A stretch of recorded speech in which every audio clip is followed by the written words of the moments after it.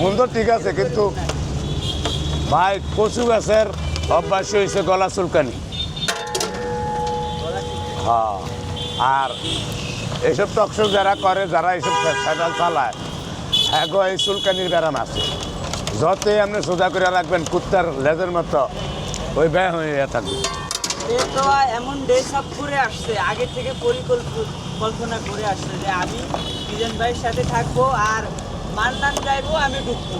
হ্যাঁ, ওইভাবে সে একটা ইয়ে করে আসছে, আইসা সে সফল হয়ে গেছে আপনার সাথে ভিডিও করে।